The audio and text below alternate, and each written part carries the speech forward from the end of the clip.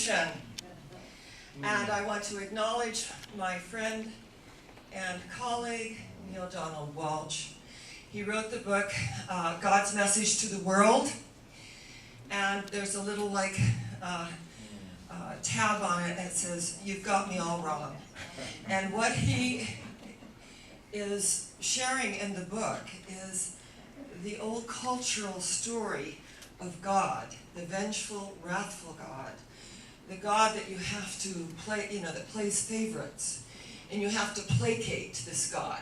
And God is very fickle, because one moment you're approved, and the next moment you're not. That is not the God that we worship. We know at the deepest level that God is energy. It is everywhere present. It is that which we are. All that we are is this God-created stuff, God in us, God as us. God is the only truth of us, whatever we conceive that God to be, whatever name we put on it. Because our higher power is personal to each of us. Some walk into nature. Think of Thoreau. He said, what lies before us and what lies behind us are small things compared to what lies within us.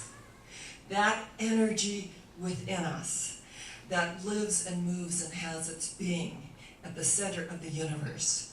When the Dalai Lama was asked if Mount Kailash was the center of the universe, the whole center of the world, he laughed, and his darling laugh. And he said, "Oh, we are all the center of the universe, and wherever anyone is, they are the center of the universe." And I thought, what a great and insightful thing to really come and to share with the world as a Tibetan Buddhist monk. Because he said, my religion is simple. My religion is kindness. Kindness. So this moves beyond color, race, creed, and sexual orientation. It's about kindness, to acknowledge that heart connection within each of us. And you know that I have been all over the world speaking. And when I was speaking in Istanbul at the university, medical university there, it was interesting because I was talking about oneness. I was talking about moving beyond color, race, and creed, and all of these things that we espouse. And as I was doing this, Dr. Danny Schumann, who was born in Tehran, who moved to Hamburg, Germany when he was 19. He went to medical school. He retired as the chief of staff at the Hamburg University Hospital. And in the middle of my talk, when I'm doing all of this, he got up and he whispered in my ear, "You are speaking to a Muslim audience." Well, I've never had anyone interrupt my talk. I was like, I was in the flow of it, right? And I just drew the larger circle and I included it. I said, Dr. Danny Schumann, the very famous doctor from Hamburg, Germany, was reminding me that I'm speaking to a Muslim audience. And I am so honored to be here with you today as we move beyond all of the confines that would keep us separated. Because here I am in this august body at a university speaking to the president of the university and many, many of the faculty. And I said, I feel so privileged and honored to be a part of this, and that we can connect beyond our labels and whatever we conceive our God to be. And then I just went on with my talk. And the president of the university came to me afterward and he said, those were our beliefs exactly. And that to be a good Muslim is to show kindness. To be a good Muslim is to acknowledge that fair play. And so, we think about the terrorists and all the things that are going on, and we kind of put labels on this fanatical fringe in every religion. And I love what Dr. Clayton Beaver said when Dr. Holmes stated that the most frequently asked question in metaphysics is, are you Christian? And he said, yes, we are Christian and more. We are Christian mystics. We take the Christos wisdom of Jesus the Christ, who gave us that one commandment, love one another as I have loved you. Love ye one another. In other words, my religion is simple. My religion is love. Fear knocked at the door. Have you ever heard it? You think, oh my God, fear's knocking at the door. Love answered. Behold, no one was there. Love penetrates anything unlike itself. And the shadows, that loom, flee away forever. And we make the crooked ways straight in our thinking. Because the minute we buy into that fear vibration, and we all do it, it's part of the human condition. You know, we all do it. But to realize that there's a power for good in the universe greater than I am, and I can use it, I can call upon it, I can know the truth about this situation. And when we use that fear-based feeling to call in the light, the energy of God, whatever we conceive our God to be, whatever name we put on it, shadows flee away forever as we're calling in the truth of our being.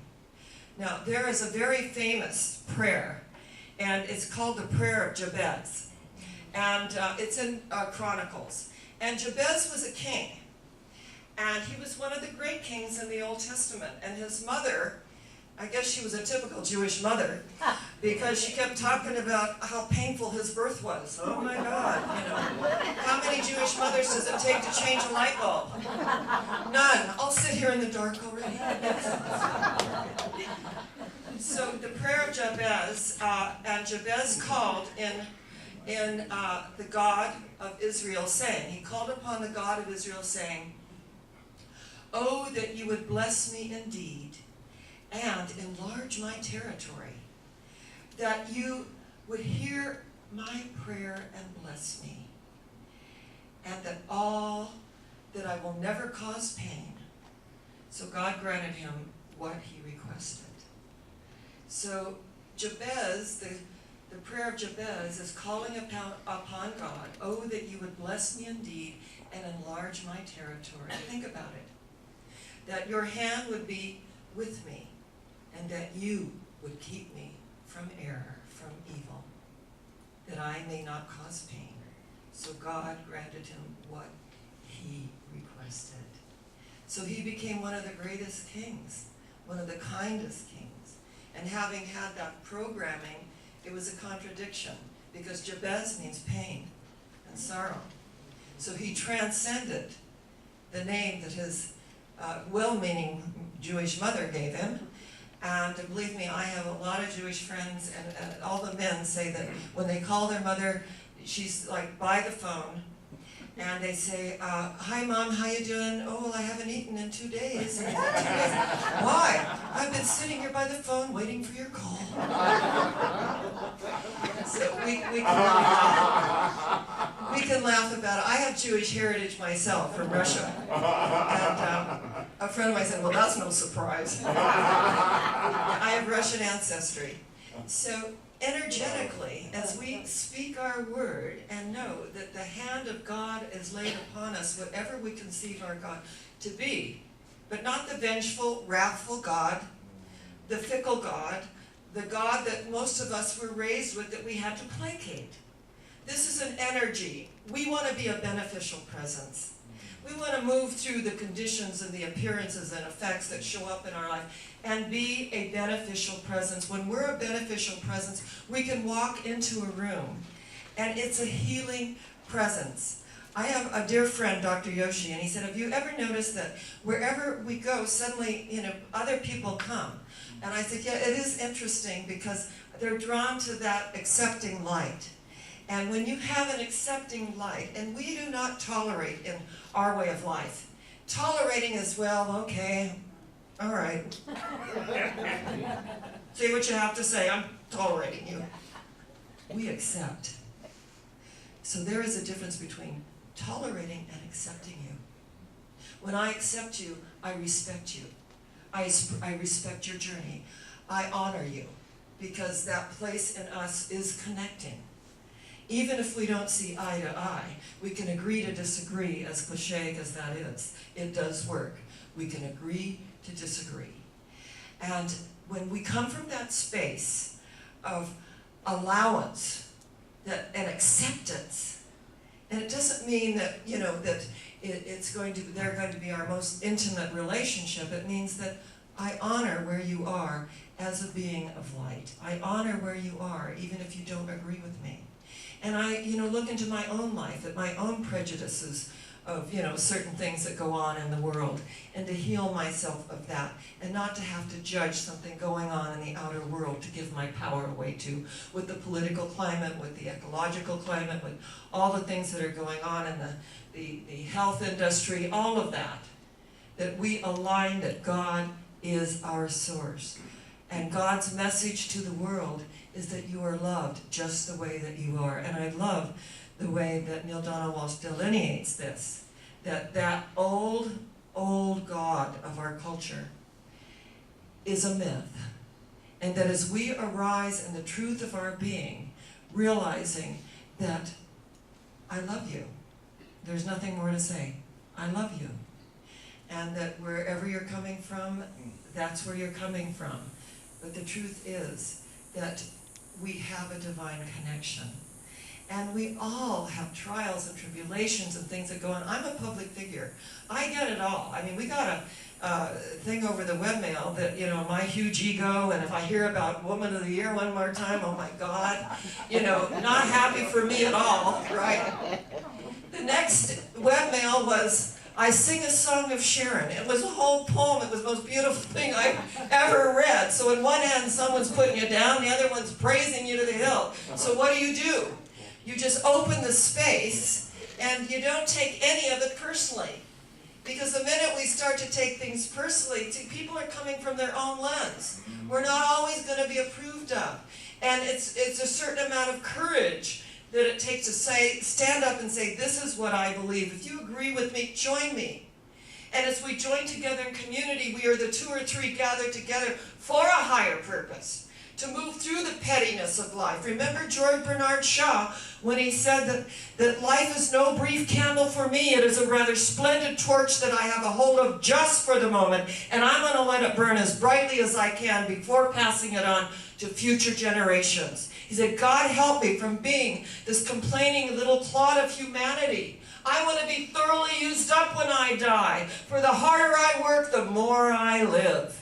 So when we can get in touch with that energy, that passion that we got up this morning, I think that's pretty fantastic, and we showed up here together.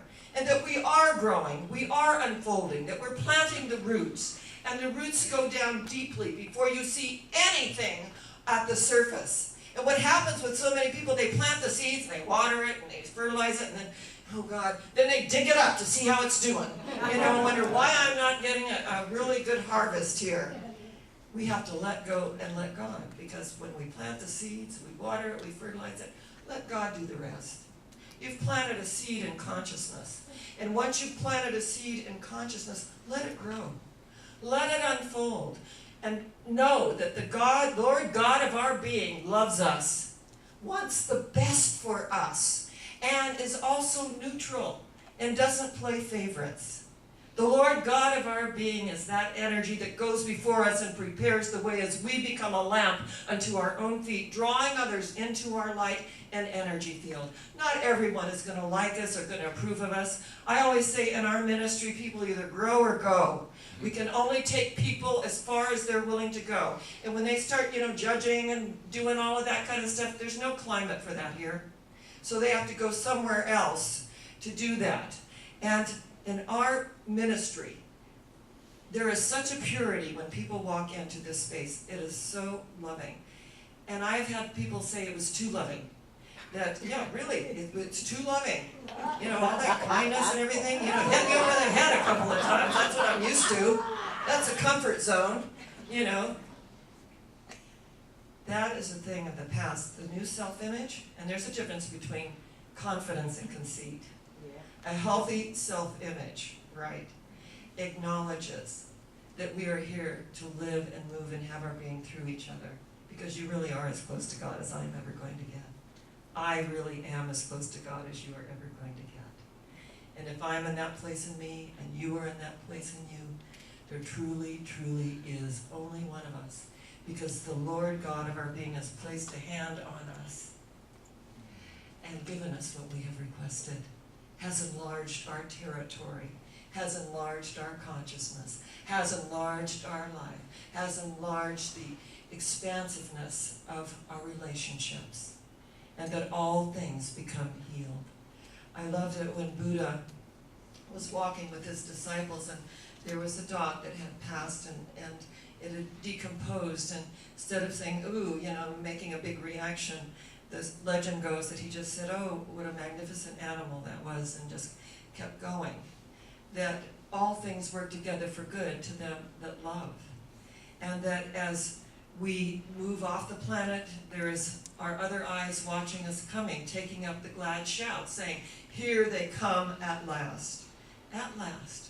And just as someone at my side says, there they go, there are other eyes watching them coming and saying, here they come at last. The evolution revolution is about shifting within ourselves anything that is foreign from the divine design, healing what needs to be healed, and opening to this new era of God through each other. Because we're all going someplace. You know where it is? Higher yet. Where? Higher yet. Where? Higher yet. And so it is. God bless you. Yay.